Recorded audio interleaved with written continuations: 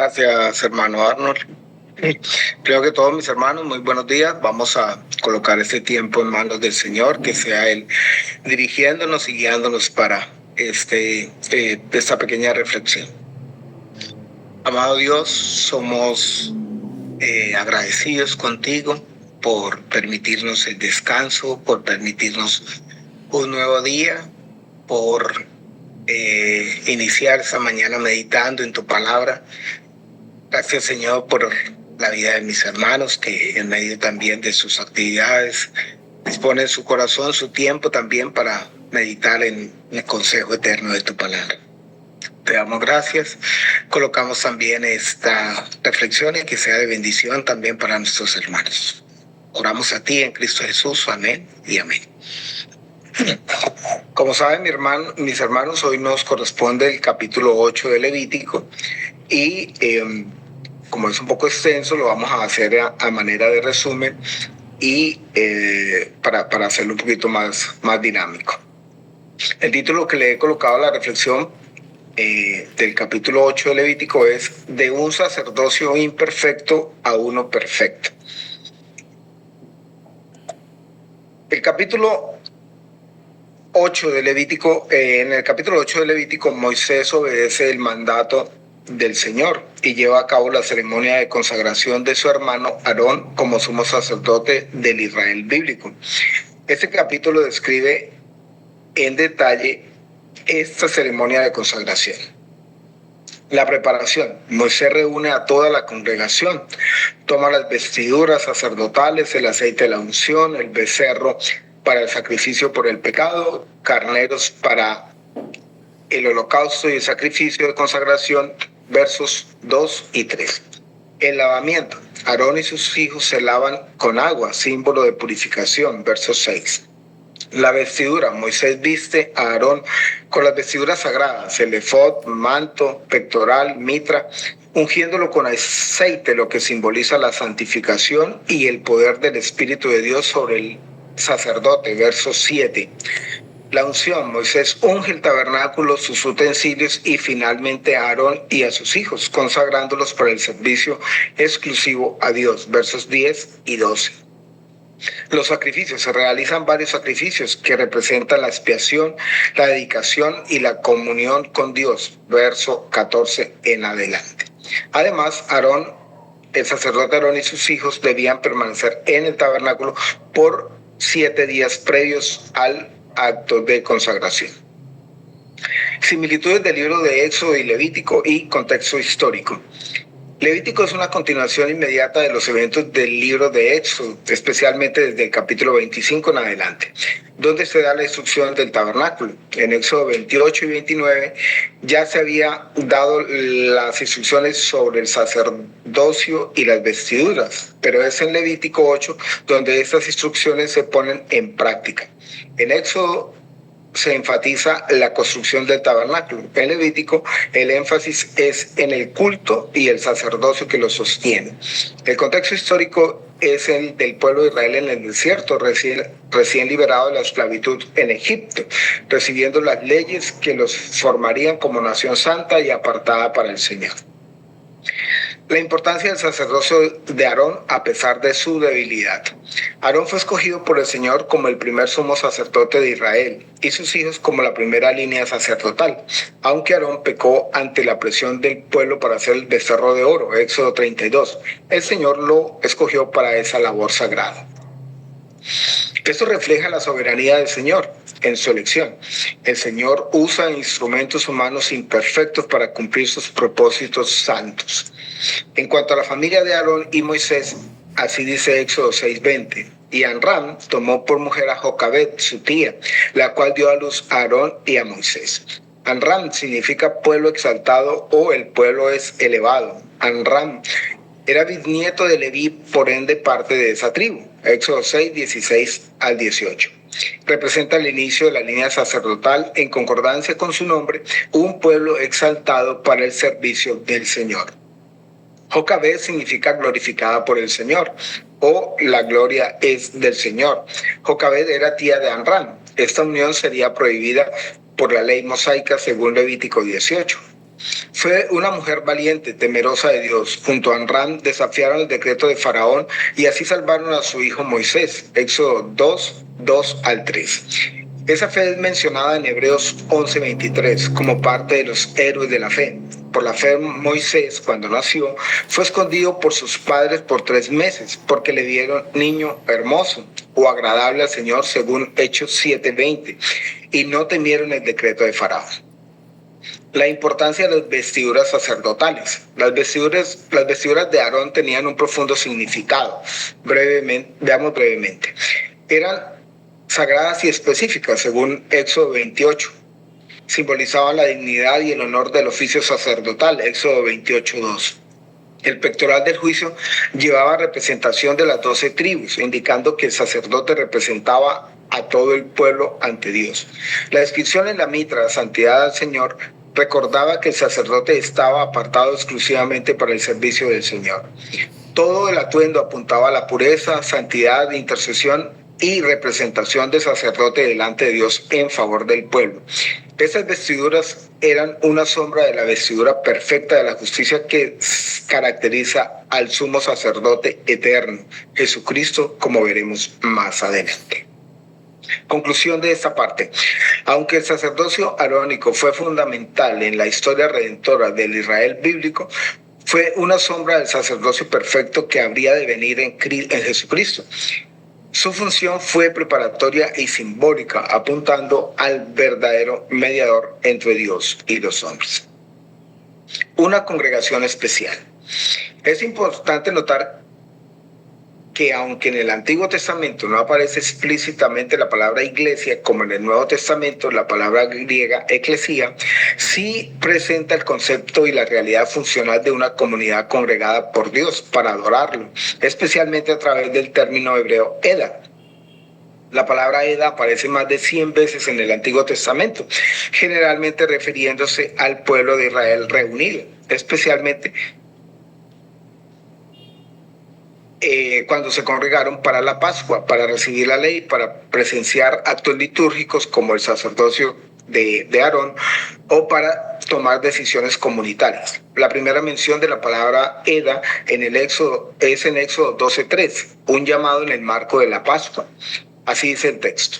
Hablar a toda la congregación, ahí la congregación es Eda de Israel, diciendo, en el 10 de este mes, tómese cada uno un cordero según las familias de los padres. La siguiente mención de Eda que analizaremos es la de Levítico 8:3. Dice, y reúne a toda la congregación Eda a la puerta del tabernáculo de reunión. El primer aspecto es el llamado a congregar. El primer aspecto es que el llamado a congregarse es dado por Dios mismo. En ambos textos, Éxodo 12:3 y Levítico 8:3, es Dios quien ordena a Moisés reunir a la congregación del pueblo. Esto refleja que no es una simple reunión social, sino una convocatoria santa, donde Dios es el convocante. Otro aspecto importante de la Eda es que convoca a todo el pueblo de Israel. En este caso, sin distinción de tribu o rol, es convocado con un propósito común: obedecer, escuchar y adorar al Señor. La Eda centra su adoración en el Señor. En Éxodo 12, la congregación celebra la Pascua, adorando a Dios a través de la obediencia sacrificial. En Levítico 8, la congregación presencia la consagración del sacerdocio arónico, que sería el canal para el culto continuo a Dios. También es importante resaltar el orden y liderazgo espiritual. Aarón y Moisés y los sacerdotes lideraban la reunión, lo cual muestra una estructura de autoridad espiritual dada por Dios. En la iglesia neotestamentaria eso se refleja en los apóstoles, pastores o maestros. La palabra griega eclesía significa literalmente los llamados afuera o asamblea, muy similar a la función de Eda. En Hechos 7:38, Esteban se refiere a Israel como la iglesia en el desierto, mostrando que el concepto ya estaba presente. Este es aquel Moisés que estuvo en la congregación, eclesía, en el desierto, con el ángel que le hablaba en el monte Sinaí. El quinto aspecto es la presencia especial de Dios en medio de ellos. La Edad se reunía alrededor del tabernáculo, símbolo de la presencia de Dios en medio del Israel bíblico. Esto anticipa la realidad de la iglesia, los llamados afuera como templo del Espíritu Santo. 1 Corintios 3:16. Todo esto nos sugiere una continuidad. La iglesia no es un invento neotestamentario, sino la plena expresión del pueblo de Dios que ya existía en forma de Edad. Conclusión: todas las funciones y elementos esenciales de una eclesía en adoración al Señor están presentes en la Edad del Antiguo Testamento. Recordemos, es convocada por Dios, centrada en el sacrificio expiatorio, reunida alrededor de la presencia de oración del Señor, tiene un orden dirigido espiritualmente en obediencia a la palabra revelada. En ese sentido, se puede afirmar que la Edad del Éxodo 12:3 y Levítico 8:3 es una figura o sombra de la iglesia neotestamentaria, así como el sacerdocio de Aarón era sombra del sacerdocio eterno de Cristo, como veremos enseguida. El cumplimiento perfecto de Cristo como sumo sacerdote. El sacerdote de Israel no venía ante Dios para sí mismo, sino como representante e intercesor también del pueblo. En el libro de Hebreos, capítulos 4 a 10, desarrolla ampliamente el tema de Cristo como sumo sacerdote según el orden de Melquisedec, no de la línea levítica o de Aarón. El sacerdocio de Cristo es muy superior al levítico por varias razones. Cristo, a diferencia de Aarón, no necesita vestiduras externas para presentarse ante Dios. Su propia vida sin pecado y perfecta en obediencia son su vestidura. No ofrece sangre ajena de animales, sino su propia sangre. Hebreos 9:11 al 14. No entró en un santuario terrenal hecho por manos humanas, sino en el mismo cielo. Hebreos 9:24. Su sacrificio fue una vez y para siempre, y no repetitivo como el de Aarón. Hebreos 10 al 14. En Apocalipsis 1:13 al 16, Cristo aparece con vestiduras sacerdotales y reales, indicando su rol eterno de rey y sacerdote. En resumen, el sacerdocio arónico fue temporal, imperfecto, basado en genealogía de la tribu de Leví, necesitando sacrificios constantes, incluso por los pecados del propio sumo sacerdote. En contraste, el sacerdocio de Melquisedec, al que pertenece Jesucristo, es eterno y celestial, según Hebreos 7:3, no basado en genealogía humana, Hebreos 7:21, perfecto sin necesidad de sacrificios por sí mismo, capaz de ofrecer un solo sacrificio eficaz y definitivo, Hebreos 10:12. Y todos los otros sacerdotes llegaron a ser muchos, debido a que por la muerte no podían continuar. Pero Jesucristo, por cuanto permanece para siempre, tiene un sacerdocio inmutable, no cambia, por lo cual también puede salvar perpetuamente a los que por él se acercan a Dios. Hebreos 7:23-25. Finalmente veamos la identidad de los creyentes como sacerdocio real, nación santa, según 1 de Pedro 2:9. Vosotros sois linaje escogido, real sacerdocio, nación santa, pueblo adquirido por Dios. Eso significa que en Cristo los creyentes tenemos acceso directo delante del trono de Dios por medio de Jesucristo. Hebreos 4:16. Intercedemos también por el mundo. 1 de Timoteo 2:1 y Apocalipsis 5:10. Vivimos en santidad y obediencia como reflejo de una nueva identidad en Cristo. Proclamamos las virtudes de aquel que nos llamó de las tinieblas a su luz admirable. Aunque no tenemos vestiduras físicas como las de Aarón, sí tenemos vestiduras espirituales. Vestidura de justicia, según Isaías 61:10. Estamos revestidos de Cristo, Gálatas 3:27. Recibiremos vestiduras blancas que representan la justicia dada por el Señor Jesucristo, Apocalipsis 7:14 y 19:8. Conclusión: tenemos seguridad de nuestra posición en Cristo. Ya no dependemos de ritos externos, sino de la obra consumada de Cristo en el Calvario. La obra consumada de Cristo en el Calvario es suficiente, lo es todo, Ahora podemos orar y adorar sin temor de morir, como sucedía con el sumo sacerdote o el sacerdocio arónico, Hebreos 4:16. Pero hay algo que no cambia y es mi reflexión final. En el sacerdocio de Aarón había un llamado claro a la santidad ante el Señor. En el sacerdocio, en el real sacerdocio, este llamado sigue presente. Estamos llamados a vivir vidas consagradas al Señor, según Primera de Pedro 1:15-16. Sino como aquel que os llamó es santo, sed también vosotros santos en toda vuestra manera de vivir, porque escrito está, sed santos porque yo soy santo. Y permítame un apéndice más, y es el de los elementos que iban dentro del pectoral, el urín y el tumín. La mejor interpretación de esos elementos, más allá del tema místico que muchos le puedan dar, es que era parte de la indumentaria del sumo sacerdote, por medio del cual consultaba la voluntad de Dios en casos específicos, especialmente en temas de ir o no ir a una guerra. El urín y el tumín se colocaban en una bolsa dentro o encima del pectoral del juicio, Levítico 8:8. Es probable que el sumo sacerdote se lo pusiera cada vez que llevaba el efod, por cuanto se usaba encima de este, Números 27:21, Primera de Samuel 14:13. Y siempre que fueron a pedir dirección de Dios, Jueces 1:1 y 20:18. Algo interesante es que no se menciona el urín y el tumín entre los primeros días de la monarquía de Israel, del Israel bíblico, inicio del reinado de David, hasta después del cautiverio, en los tiempos de Esdras y Nehemías. Eso da a entender que mientras Dios revelaba su voluntad por medio de los profetas, no hubo necesidad del urín y el tumín. El urín y el tumín representaban el juicio del Señor. El significado más acorde de lo que significaban esos dos elementos es declaración y verdad. El sumo sacerdote, por ser el mediador entre el pueblo y el Señor, debía declarar la verdad, enseñar la verdad. Hasta aquí, mis hermanos, esta pequeña reflexión de Levítico 8.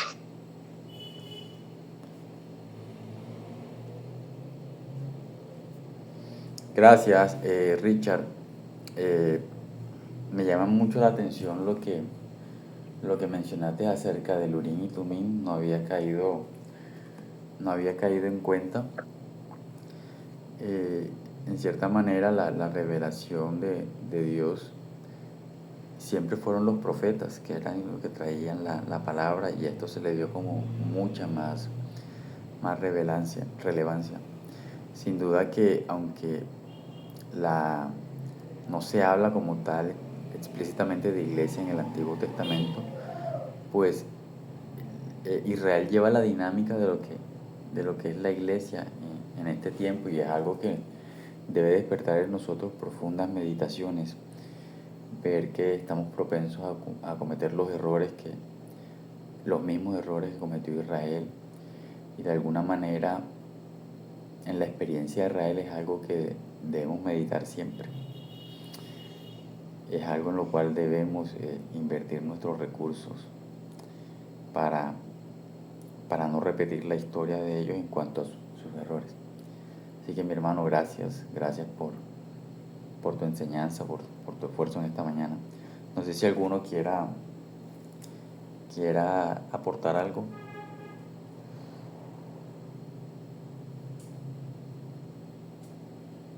Están todos muteados, Arnold. Hay que desmutearlos. Bueno, entiendo. Hola, mis hermanos, sí. Bueno, Adelante. dale, mi hermano, dale. Sí, mi hermano, yo también quiero agradecer por la reflexión de hoy. Verdad que nos recuerda el gran sacerdote, sumo sacerdote que tenemos delante de la presencia del Señor. La institución del sacerdocio arónico establecido en la ley no es más que lo que tú decías, una sombra de lo que había de venir, y ese debía ser el pensamiento del pueblo de Israel, ¿no?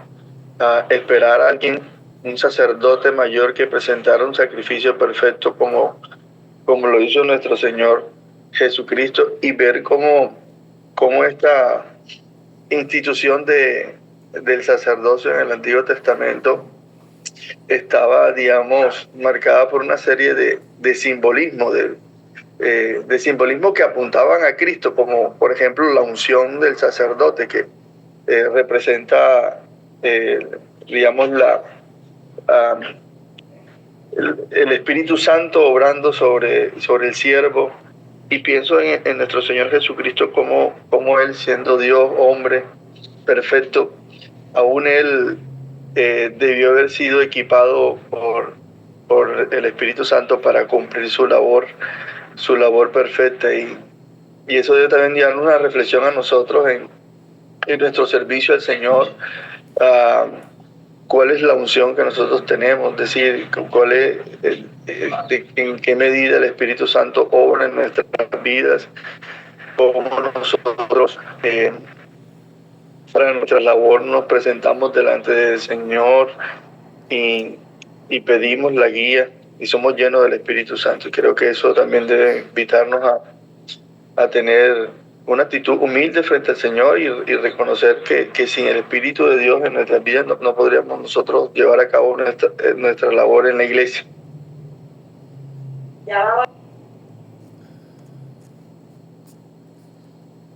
Gracias, mi hermano, por su aporte. Así es, mi hermano. Richard, si quieres, ora para ya terminar y a ver quién nos ayuda con el devocional el día viernes. Porque el miércoles creo que va Sergio Sánchez. Okay, entonces ora para que los hermanos lo vayan pensando. Listo, perfecto, hermano. Vamos a dar gracias al Señor por este tiempo. Amado Señor, te queremos dar gracias una vez más, Señor, por este tiempo, Señor. Gracias, Señor, porque una vez más nos recuerdas ese sacerdocio perfecto de nuestro Señor Jesucristo y también como mediador de ese nuevo pacto, Señor. Gracias te damos por las vidas de nuestros hermanos también, Señor. Dirígeles el día de hoy en sus actividades, guárdales y permite, Señor, que atesoremos, Señor, estas verdades en nuestro corazón, Señor. Damos muchas gracias a ti, en Cristo Jesús. Amén. Amén.